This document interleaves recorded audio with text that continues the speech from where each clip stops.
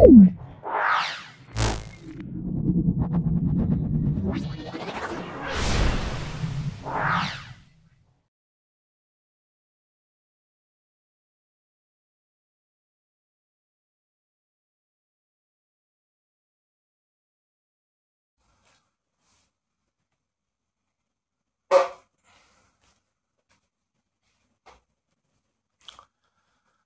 8 নম্বর school Jenkins school Cooch Behar. খুব ভালো করে ভিডিওটা দেখো। প্রথম গ্রুপের প্রশ্নে চলে এসো। 1 মিলিবার CO2 তে অণুর সংখ্যা। 1 মিলিমোল CO2 তে অণুর সংখ্যা কত সেটা বার করতে বলেছে। মোল মানে 1 মোল CO2 মানে 6.022 × 10⁻23 টি, এটা অণুর সংখ্যা। আর 1 মিলিমোল মানে 1 × 10⁻³ মোল CO2। তাহলে 6.022 × 10⁻23 ইন্টু এই সংখ্যাটা 1 × 10⁻23। এটা ভাবে 6.022, দেখো 23 থেকে 3 গেলে তাহলে 20 হবে, তাহলে 10⁻20। কোন অপশনটায় পাবো? দেখো অপশন ডি তে আমরা পাবো।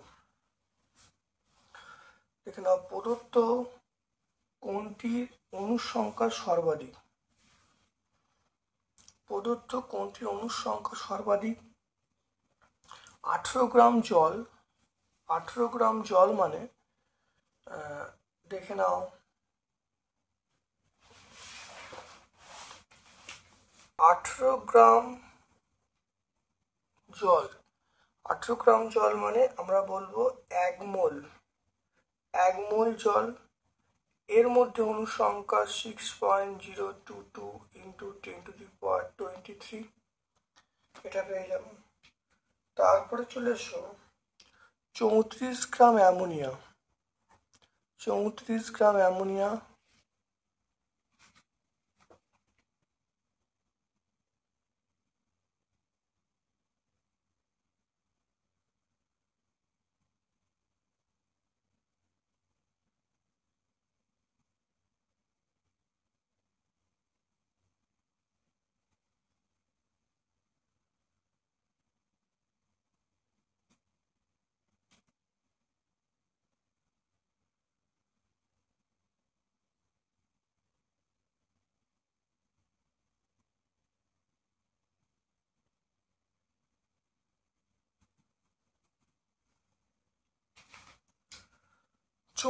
গ্রাম অ্যামোনিয়া মানে আমরা বলবো 2 মোল অ্যামোনিয়া। 34 গ্রাম অ্যামোনিয়া মানে 2 মোল অ্যামোনিয়া, এর মধ্যে অণুর সংখ্যা হলো 2 × 6.022 × 10⁻23। এরপরের পার্টটা হলো 71 গ্রাম ক্লোরিন। 71 গ্রাম ক্লোরিন,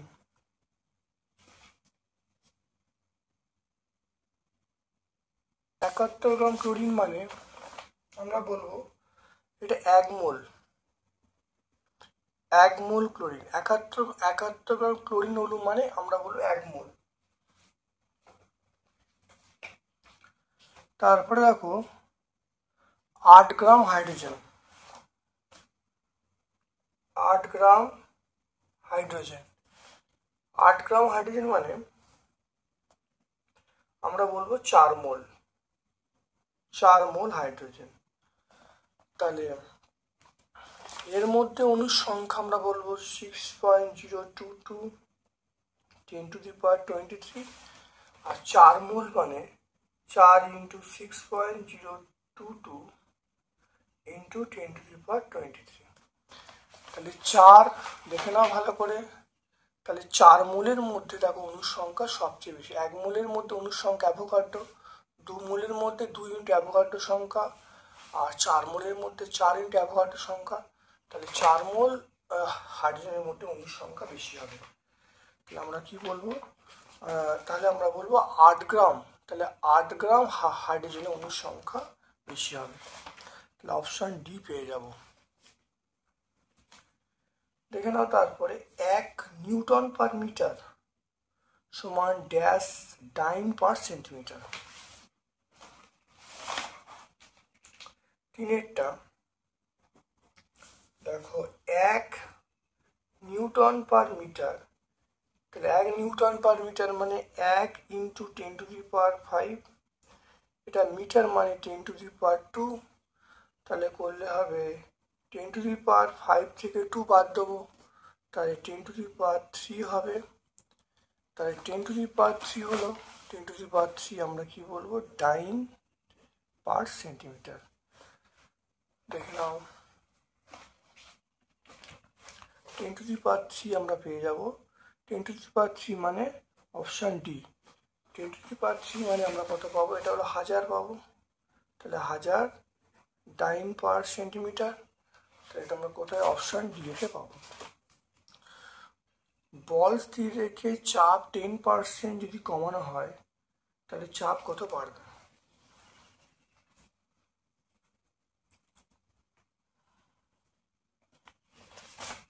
দেখে নাও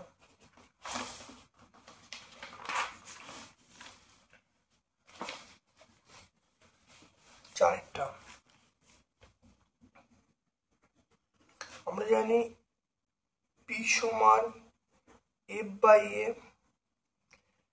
পি ড্যাশ সমান চাপটা, বলটা স্থির, বলটা F হলো, চাপ কমাচ্ছে, কত কমাচ্ছে, 10% কমাচ্ছে, তাহলে চাপ এখন কত, আর ক্ষেত্রফল 10% কমাচ্ছে, তাই 90/100 ইন্টু এ, এটা লেখা হলো। তো এটা দেখো আমরা বলবো F/A ইন্টু দেখো 10/9, দেখতে পাচ্ছ। তাহলে এখন আমরা বলবো পি ড্যাশ বাই পি করি, তাহলে পি ড্যাশ বাই পি করলে তাহলে F/A ইন্টু 10/9, এটা আমরা F/A, এটা করলে কত হবে, দেখো 10/9, এটা হবে 10/9। তাহলে এখান থেকে দেখো পি ড্যাশ বাই পি, এটা -1 করবো, 10/9 এটা -1 করবো, তাহলে এখানে দেখে নাও P dash minus P by P করলাম, উভয় দিকে -1 বিয়োগ করা হলো, -1 করা হলো উভয় দিকে, এটা 9 লসাগু, 10 - 9, তাহলে এটা দেখো কত পেয়ে যাবো, দেখো P dash minus P by P 1/9। ঠিক আছে, শতকরা করতে গেলে আমরা কি করব, পি ড্যাশ বাই পি দেখে নাও, এটা পার্সেন্ট করলো 1/9, এটা পার্সেন্ট করা হলো, দেখে নাও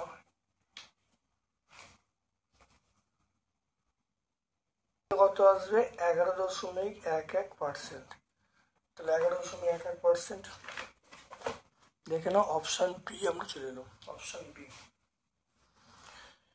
এরপর চলে এসো কোনটির দাব্যতা উষ্ণতা বৃদ্ধিতে কমে, কোনটির দাব্যতা উষ্ণতা বৃদ্ধিতে কমে।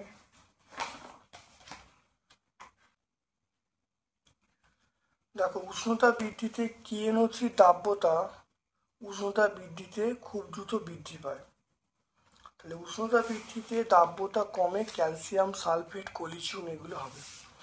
তাহলে উষ্ণতা বৃদ্ধি দাব্যতা কমে, আমরা কি বলবো, এখানে অপশান কি আছে, কলিচিউম হবে, আমরা বলবো অপশান বি বলবো, কলিচিউম বা ক্যালসিয়াম সালফেট হবে। প্রদত্ত কোনটি ক্ষারক নয়,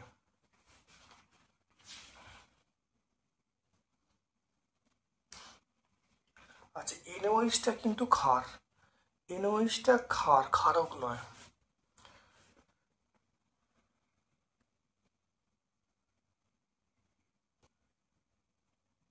H+ আয়ন থাকে, এটা আমরা বলবো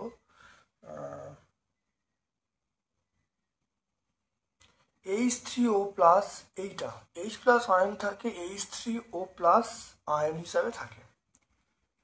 তারপর দেখো 60 কেজি ভরের এক ব্যক্তি 60 কেজি ভরের এক ব্যক্তি 60 কেজি ভরের এক ব্যাগ নিয়ে 2 মিনিটে 10 মিটার উপরে উঠলো। ব্যক্তির ক্ষমতা কত হবে দেখে নাও।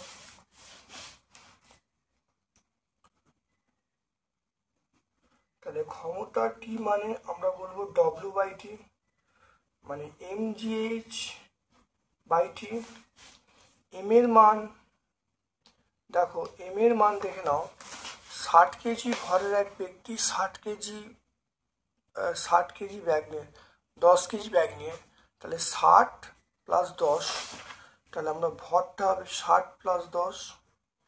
জি এর মান হলো 9.8। এইচ এর মান 10 বাই সময়টা হলো 2 মিনিট। তাহলে 2 × 60, এটা কত হবে? 70 × 9.8 × 10 বাই 2 × 60, কাটাকাটি হয়ে গেল।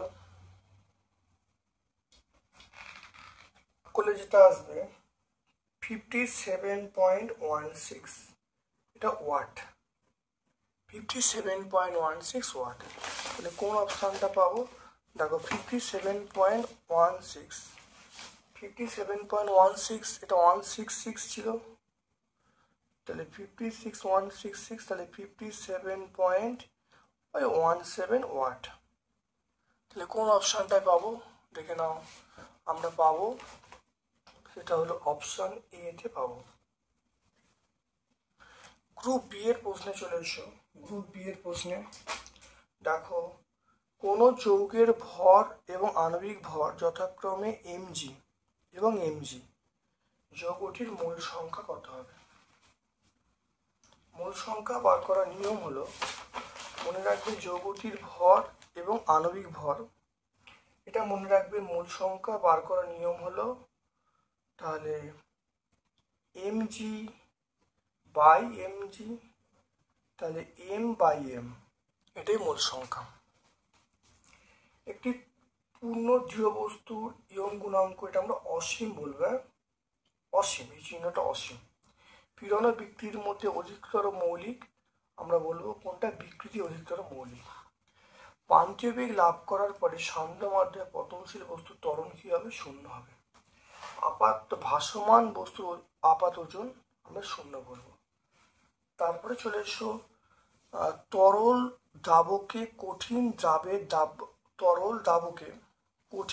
দাব্যতার উপর চাপের প্রভাব।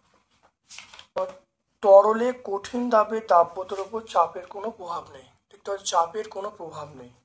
তাই 91 পেজে আমরা বলবো চাপের কোনো প্রভাব নেই, মানে চাপ এখানে কোনো কাজ করবে না। অয়েল অফ ভিট্রিয়ল, এটা আমরা বলবো H2SO4 কে। H2SO4 কে আমরা বলবো অয়েল অফ ভিট্রিয়ল আমরা বলবো H2SO4 কে। সম্পাদিত কাজ প্রাথমিক বেগের উপর নির্ভর করে কি? সম্পাদিত কাজ প্রাথমিক বেগের উপর নির্ভর অবশ্যই করে, কারণ আমরা জানি, দেখে নাও আমরা জানি কৃতকার্য সমান ½ mv² -½ mu², দেখতে পাচ্ছ। তাহলে গতিশক্তির পরিবর্তন আমরা বলবো গতিশক্তির পরিবর্তনের কাজ। তাহলে এটা দেখো, প্রাথমিক ইউ মানে প্রাথমিক বেগ, ভি মানে অন্তিম বেগ। দেখো দুটোর পার্থক্য, মানে গতিশক্তির পার্থক্যই ডব্লিউ বা কৃতকার্য। তাহলে অবশ্যই প্রাথমিক বেগের উপরে গতিশক্তি নির্ভর করছে।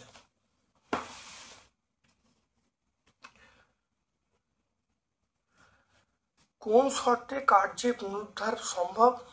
এটা হলো সংরক্ষী বলের ক্ষেত্রে, মানে যদি প্রযুক্ত বল সংরক্ষী হয়, তাহলে সংরক্ষী বলের ক্ষেত্রে আমরা বলবো কার্যের পুনরুদ্ধার সম্ভব।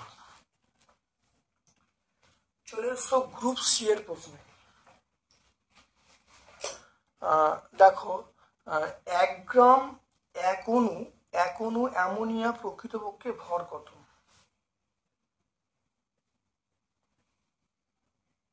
অ্যামোনিয়ার গ্রামাণবিক ভর,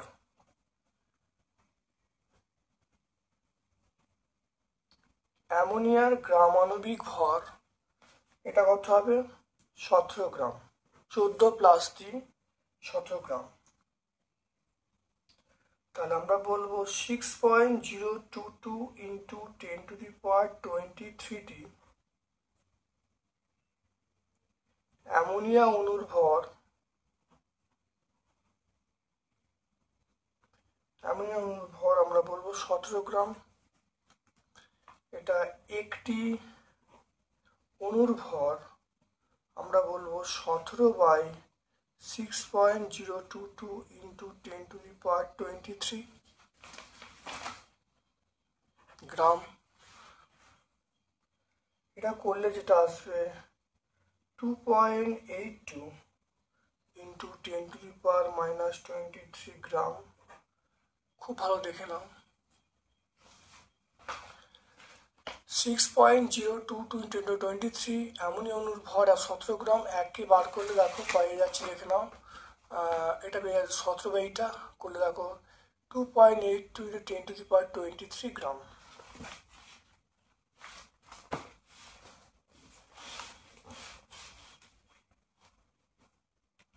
দুয়েরটা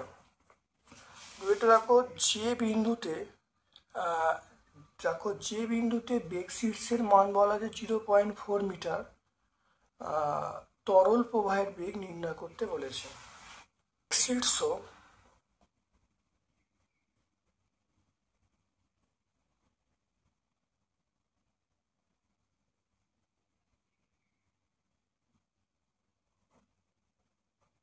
বেগ শীর্ষ সমান আমরা বলবো v²/2g। আচ্ছা, বেগ শীর্ষের মান বলা আছে 0.4 সমান v²/2g, জি এর মান 10 বলা আছে। তো এটা কাটাকাটি করলে দেখো v² সমান 0.4 ইন্টু 2 ইন্টু 10। এটা হলো v² সমান, এটা গুণ করলে 4 হবে, 4 ইন্টু 2। তাহলে এখান থেকে ভি এর মান হবে দেখো √4 ইন্টু 2। তাহলে ভি এর মান পেয়ে গেল 2√2। এখানে দেখো 2 ইন্টু 2, 2 ইন্টু 2, 4টা বাইরে বেরোলে 2 আর 2√2। তাহলে এটা দেখো ভি এর মান আমরা পেয়ে গেলাম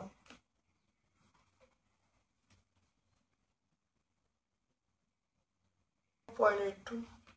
এটা আমরা বলবো 2 ইন্টু 1.41, √2 মান 1.41। তাহলে বেগের মান পেয়ে গেলাম এটা দেখো। তাহলে আমরা পেয়ে যাব বেগ, তাহলে তরল প্রবাহের বেগ, তরল প্রবাহের বেগ 2.82 আমরা বলবো মিটার/সেকেন্ড। তাহলে এখানে দেখে নাও, বেগ শীর্ষের মান দেওয়া আছে, ভি এর মান চাইছে। দেখো বেগ শীর্ষ মানে v²/2g, মানটা বসালো। এবার এখানে v² দেখো জি এর মান আর বেগ শীর্ষে আমি বসিয়ে দিয়েছি। দেখো ভি এর মান √8, √8 মানে 2√2, মানটা √2 মান 1.41। তাহলে ভি এর মান পেয়ে 2.82। তাহলে তরল প্রবাহের বেগ হলো 2.82 মিটার/সেকেন্ড।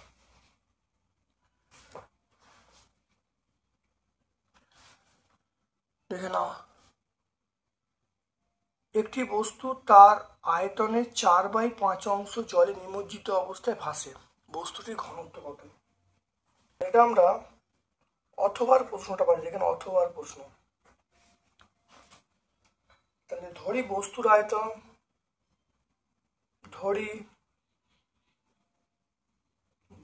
আয়তন সমান ভি, বস্তুর ঘনত্ব এটা ডি, জলের ঘনত্ব এটা d1 মানে 1 গ্রাম/সেমি কিউব। তাহলে বস্তু দ্বারা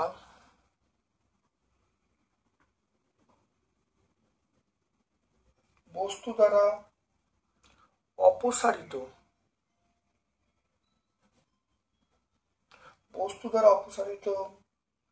জলের ওজন, বস্তু দ্বারা অপসারিত জলের ওজন। আচ্ছা, বস্তু জলের ওজন কত বলবো? দেখো 4/5 into V into d1 into G. তাহলে এটা হলো অপসারিত তরলের আয়তন, 4/5 ইন্টু ভি, ডি গুণ করলে ভর, জি গুণ করলে ওজন পেয়ে গেল।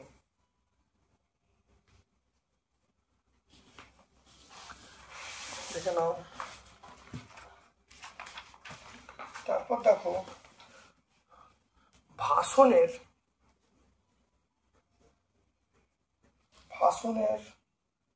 শর্তানুসারে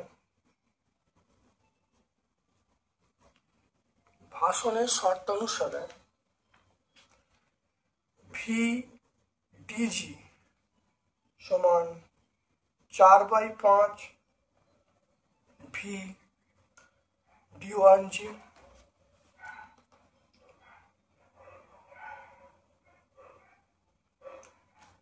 তাহলে এখানে ভি ক্যান্সেল হয়ে গেল, জি ক্যান্সেল হয়ে গেল। তাহলে ডি সমান আমরা বলবো 4/5, আর d1 মানে জলের ঘনত্ব, তাহলে জলের ঘনত্ব 1, তাহলে ডি পেয়ে গেলাম কত? 4/5। 4/5 মানে 0.8। তাহলে বস্তুর ঘনত্ব আমরা বলবো 0.8 গ্রাম পার সেমি কিউব। দেখো ভাষণের শর্ত লিখতে পারি এটা, তাই ডি এর মান 4/5, তাহলে 4/5 মানে 0.8 গ্রাম পার সেমি কিউব।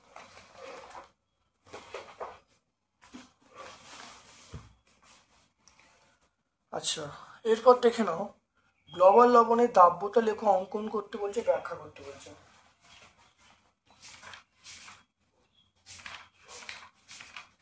লবণের দাব্যতা দেখতে পাচ্ছ, গ্লোবাল লবণের দাব্যতা এই বরাবর তাপমাত্রা, এই বরাবর দাব্যতা। তাহলে গ্লোবাল লবণের দাব্যতা নীলটা বলছে, আমরা এই লেখো চিত্রটা আঁকবো, এটা গ্লোবাল লবণের দাব্যতা।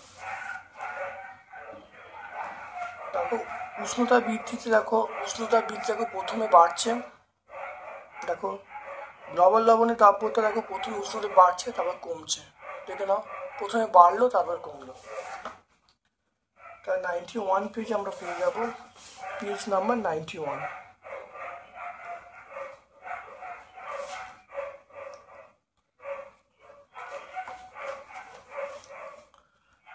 এরপরে চলে এসো সব ক্ষারই ক্ষারক, কিন্তু সব ক্ষারক ক্ষার নয়।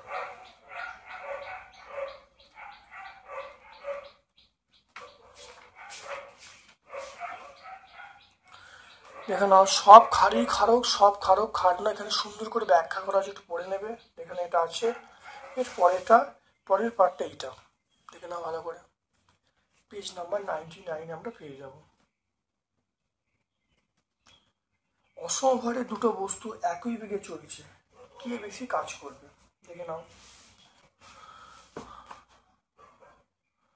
দেখে নাও, আমরা জানি, দেখো ই কে সমান হাফ এম ভি স্কোয়ার, তাহলে ই কে প্রপোর্শনাল এম বলতে পারি।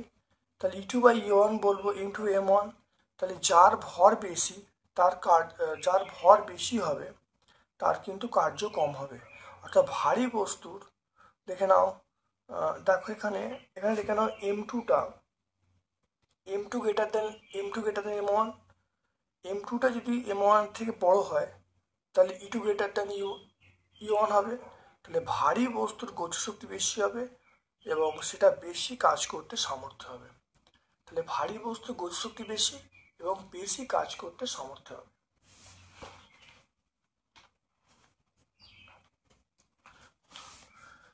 গ্রুপ ডি এর প্রশ্নে চলে এসো। দেখো 4 দাগের 1-1টা গ্রাম আণবিক আয়তনের সংজ্ঞা দিতে বলছে।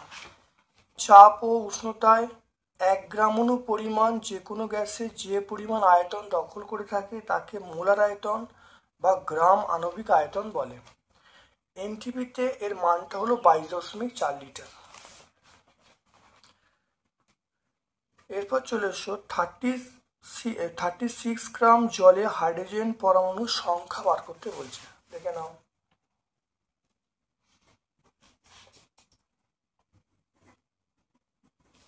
তাহলে জল মানে আমরা বলবো 18 গ্রাম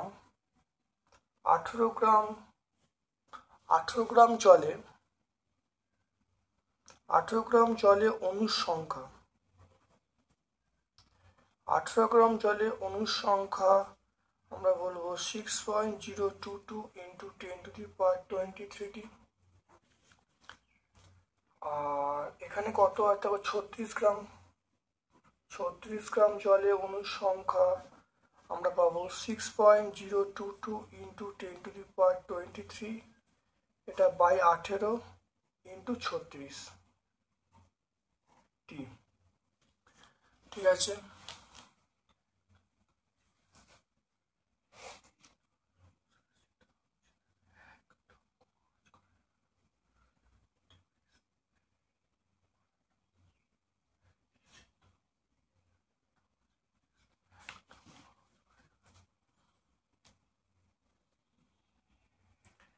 তাহলে 36 গ্রাম জলে হাইড্রোজেন পরমাণু 36 গ্রাম জলে হাইড্রোজেন পরমাণু সংখ্যা কত হবে? তাহলে দেখো জল মানে আমরা বলবো H2O, তাহলে এখানে দেখে না হাইড্রোজেন পরমাণু কত হবে? দুটো থাকবে, তাই 2 দিয়ে গুণ করবো। তাহলে আমরা কত বলবো?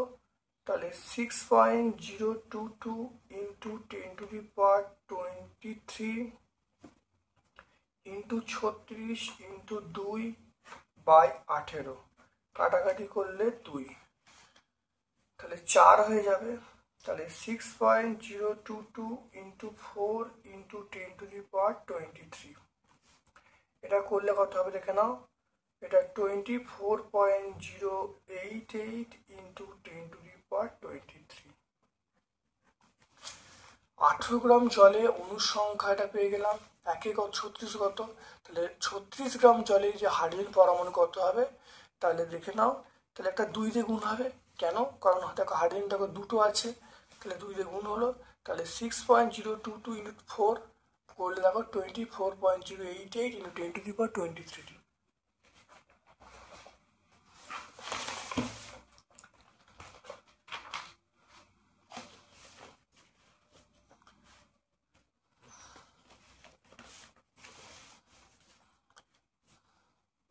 তারপর দেখো স্থিতিস্থাপক সীমা কি।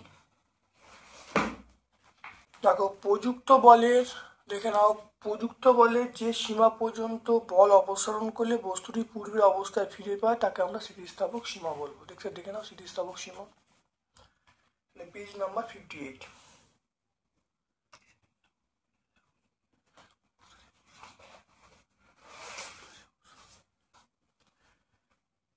একটি ইস্পাতের তারের প্রস্থচ্ছেদের ক্ষেত্রফল বলা আছে 1 সেমি স্কোয়ার। এর দৈর্ঘ্য বৃদ্ধি করে প্রাথমিক দৈর্ঘ্যের দ্বিগুণ করতে কি পরিমাণ বল প্রয়োগ করতে হবে? ইয়ং গুণাঙ্ক বলা আছে।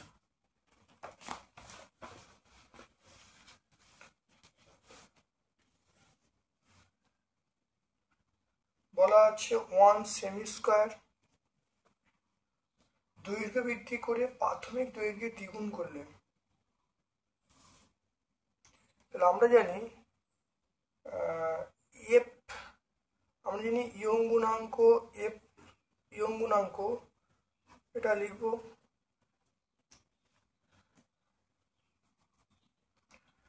এফ এর মান আমরা লিখলাম এফ, ক্ষেত্রফল 1 বাই এল, দৈর্ঘ্য বৃদ্ধি দেখো দৈর্ঘ্য বৃদ্ধি এল বাই এল, এইটা দেখো বলা আছে এলটা স্মল এলটা দ্বিগুণ করা হচ্ছে, তাই 2L বাই এল, তাহলে আমরা 2 পেয়ে যাব। তাহলে এল বাই এল এর মানটা আমরা কত? 2 পেয়ে যাব। আর ইয়ং গুণাঙ্কের মানটা বলা আছে দেখো 2 ইন্টু 10⁻12, 2টা উপর উঠে গেল, তাহলে 2F, বা এখান থেকে আমরা এফ এর মানটা পেয়ে গেলাম দেখো 10⁻, তাই 2 দিয়ে ক্যান্সেল হয়ে গেল, তাহলে 10⁻12। তাহলে প্রযুক্ত বল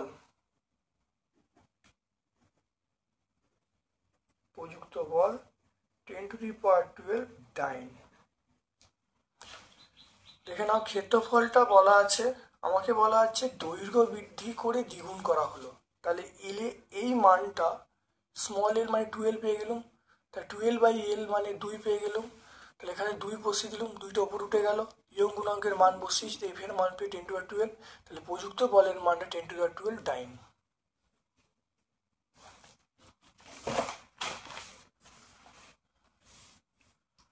তারপরে দেখো বার্নৌলির উপপাদ্যটা লিখতে বলছে।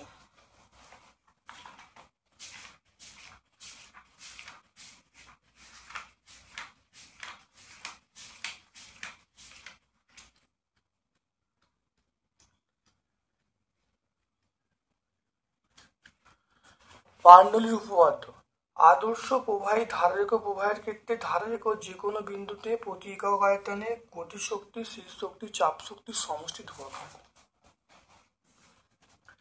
এরপরে দেখে নাও, এরপরে চলে এসো, দেখো একটি বস্তুর প্রকৃত ওজন বলা আছে 40 নিউটন, জলে নিমজ্জিত অবস্থায় ওজন বলা আছে 25 নিউটন।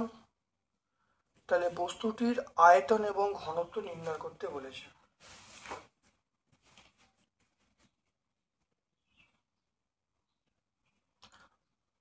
বস্তুর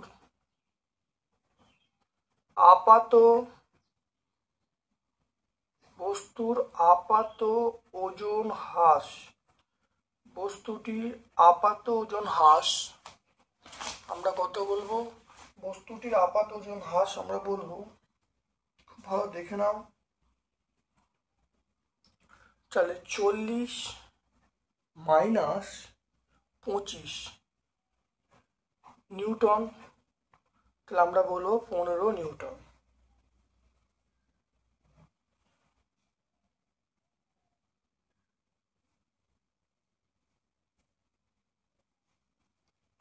তাহলে বস্তুর আয়তন, তাহলে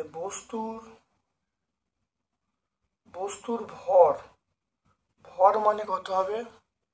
বস্তুর ভর মানে 15/g, জি মানে 10, এটা হলো 1.5 গ্রাম। তাহলে বস্তুর ভর পেয়ে গেলাম এটা।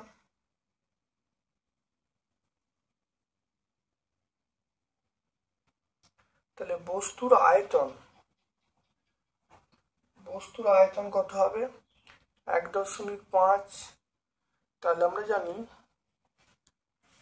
তাহলে 1.5/1, তাহলে আমরা কত বলবো? 1.5 ইন্টু 1 মানে 1.5 সেমি কিউব, কারণ আমরা জানি ভি সমান m/d, ডি এর মান 1 হবে।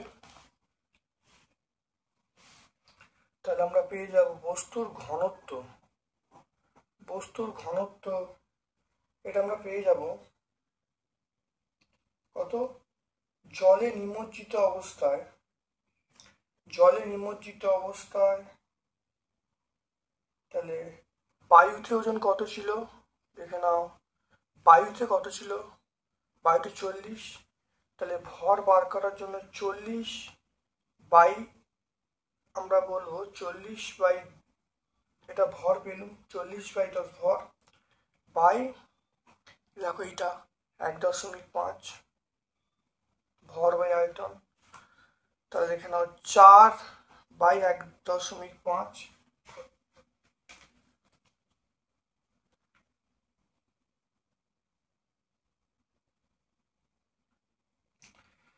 এটা করলে দেখো পাবো 2.67 গ্রাম পার সেমি কিউব।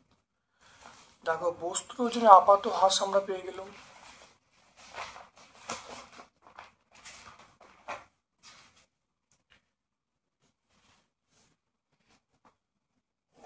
দেখো বস্তুর ওজনে আপাত হ্রাস আমরা পেয়ে গেলাম 40 থেকে 25 বা 15। তাহলে বস্তুর ভর কত হবে? বস্তুর ভর, এই যে বস্তুটার ভর, আপাত অবস্থায় বস্তুর ভর 15/10, কারণ এখানে বল আছে, বল বাই ভর করলে ভর পাবো। তাহলে বস্তুর যে আয়তন মানে কতটা আয়তন দখল করবে, তাহলে তাহলে আয়তন কত হবে? তাহলে এটা আমরা বলবো ভর বাই ঘনত্ব, করলে দেখে 1.5। তাহলে বস্তুর ঘনত্ব মানে এখানে দেখে নাও বায়ুতে ছিল 40, তাহলে 40/10 করলে কত ভর পাওয়া যাবে। তাহলে ভর বার করার নিয়ম হলো 40/10, 40/10 করলে এত আমরা কেজি পাবো এটা। আর এখানে দেখো আয়তন বলা হচ্ছে 1.5, করলে কত হবে 2.67 গ্রাম পার সেমি কিউব।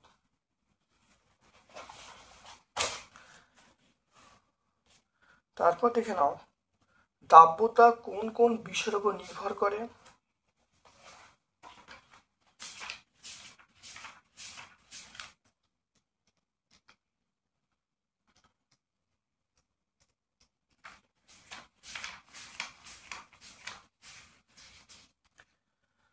দেখে নাও দাব্যতা যে যে বিষয়ের উপর নির্ভর করে। দেখো উষ্ণতা বাড়লে দেখো গ্যাসের দাব্যতা কমে যায়, উষ্ণতা কমলে গ্যাসের দাব্যতা বেড়ে যায়। আবার চাপের উপর দেখো চাপ বাড়ালে দাব্যতা বেড়ে যায়, চাপ কমালে দাব্যতা কমে যায়। এটা আমরা বলবো 91 পেজে আমরা পেয়ে যাব। সম্পৃক্ত অসম্পৃক্ত দ্রবণের দুটো পার্থক্য। দ্রবণ অসম্পৃক্ত দ্রবণের পার্থক্য ভালো করে দেখে নাও, পার্থক্য পেয়ে যাবে। তারপরে চলে এসো অ্যাসিড এবং লবণের সংজ্ঞা দিতে বলছে। দেখো অ্যাসিড কাকে বলে? যে সকল হাইড্রোজেন ঘটিত যৌগ জলীয় দ্রবণে আয়নিত হয়ে H+ আয়ন উৎপন্ন করে তাদেরকে আমরা অ্যাসিড বলবো। অ্যাসিড মানে আমরা H2SO4 বলবো, HCl বলবো। আর লবণ কাকে বলে?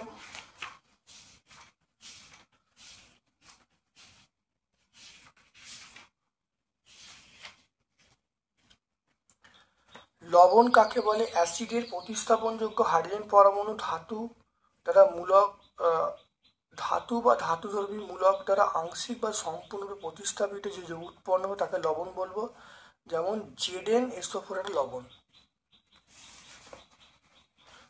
তারপর দেখো PbOH এর প্রকৃতি কি? এটা আমরা বলবো ক্ষারকীয় লবণ। আমরা কি বলবো? ক্ষারকীয় লবণ বলবো, এটা ক্ষারকীয় লবণ। পিএইচ এর সংজ্ঞা।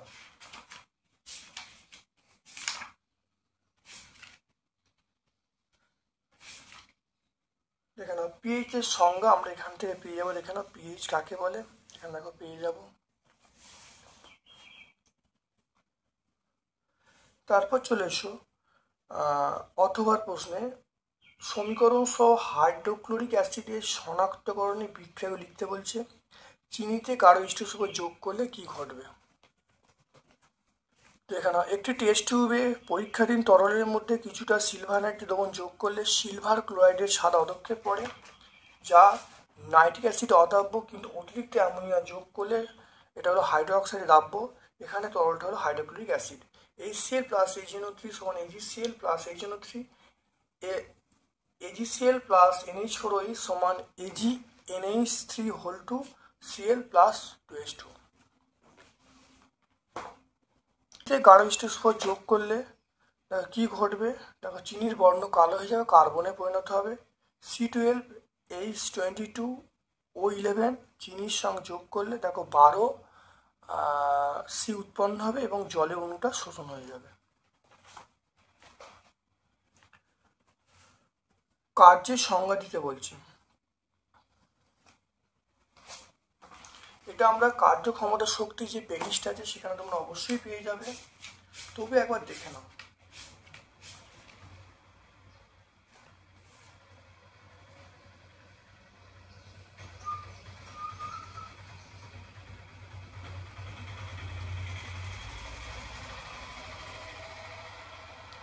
দেখে নাও কার্যের সংজ্ঞা।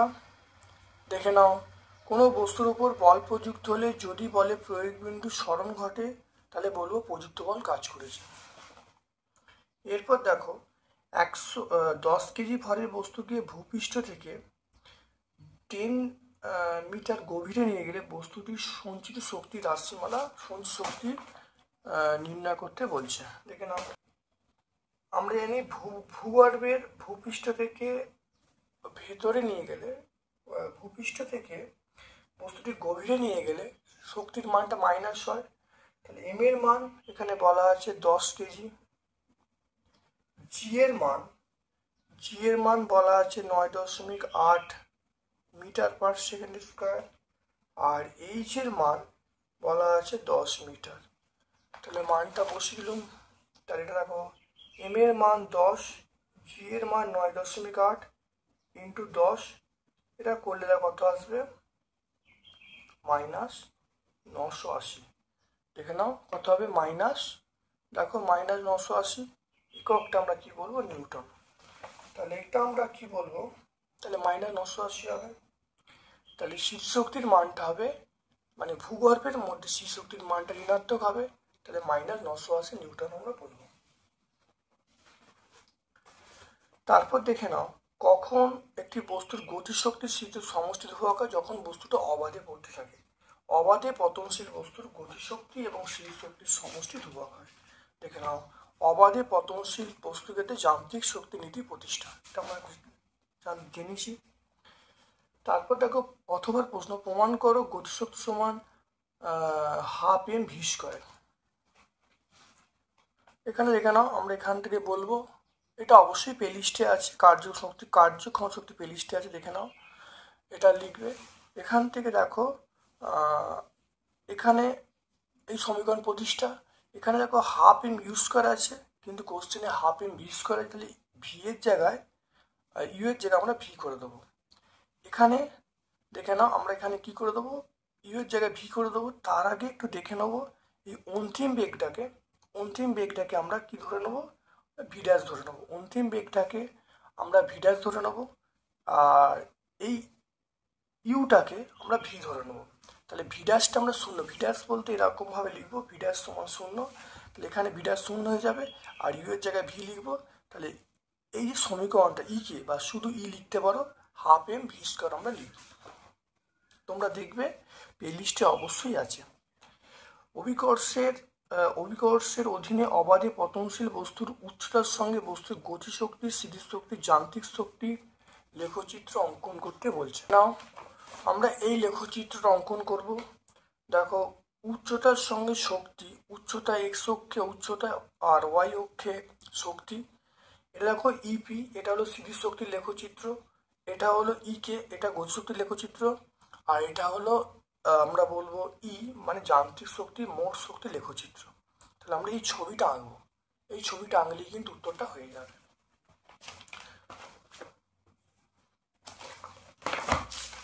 তাহলে 8 নম্বর স্কুলটা আমরা সম্পূর্ণ ব্যাখ্যা করলাম। ভিডিওটা প্রথম থেকে শেষ পর্যন্ত দেখো, অবশ্যই প্রত্যেকটা উত্তর পুঙ্খানুপুঙ্খভাবে পাবে। আমার পক্ষ থেকে সকলকে ধন্যবাদ এবং শুভকামনা জানাচ্ছি।